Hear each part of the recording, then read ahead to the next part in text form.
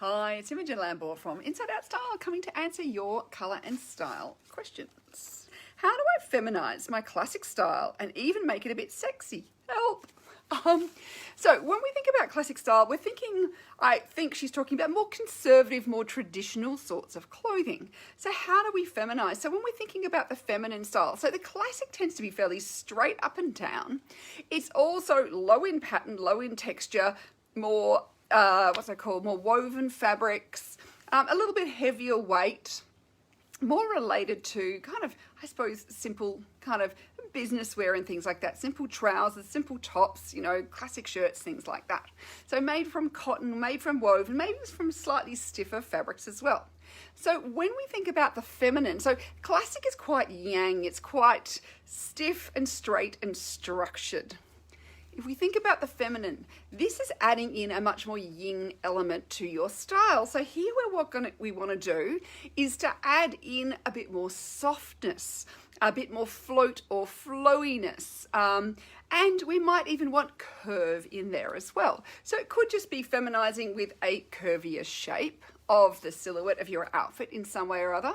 It could be, instead of replacing your kind of cotton button-up shirts with a soft chiffon blouse. It's still a button-up, but it's got much more softness, and maybe it's in a pattern that's got some curves, such as florals or paisley or polka dots. Things like that are very quite feminine sorts of things.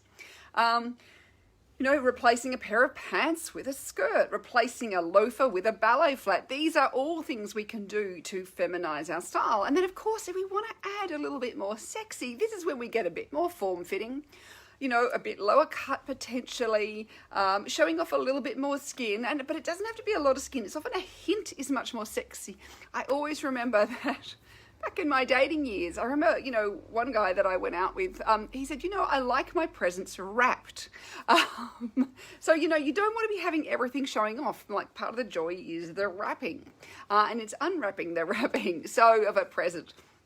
So thinking about the kind of showing a little hint of skin, so it could just be a bare arm, and it can also be drawing attention with some delicate detail. So feminine, sexy, but more delicate in its detail. So it could be a little bit of bling, a little bit of sparkle, it could be a bracelet, rings, earrings, all those sorts of things can add that little bit.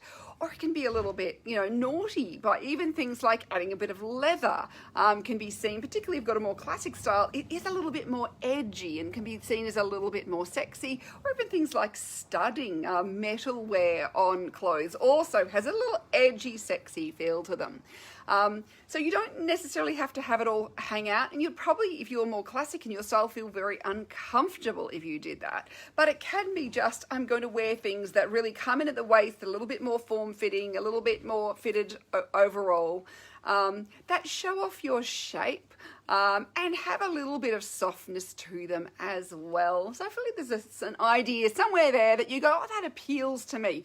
I mean, do look at my Yin and Yang table that's on the blog, which you can find if you just search up Yin and Yang, and it shows you more information about how to kind of soften up something that's more classic, or how to strengthen up something that's softer, so that you can kind of play with these concepts and really kind of change out, because often you just have to change one or two things in an outfit and you can completely change the whole feel of them.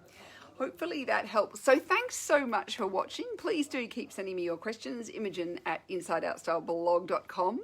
And of course, if you want to get that style education so that you can have a wardrobe full of clothes that you love to wear, that you can define your style, so you really know what you are shopping for, you're making great style decisions, because this is one of the problems. This is why I don't give out kind of externally imposed lists, because it's not necessarily right for you. This is about you creating a list. But to be able to do that easily, you need to understand your personal style, which is why I created my 7 Steps of Style program, to give you all the building blocks, to give you the tools, to give you the roadmap for you to create your style. So head all over to the blog, InsideOutStyleBlog.com, and keep going on that style journey of yours.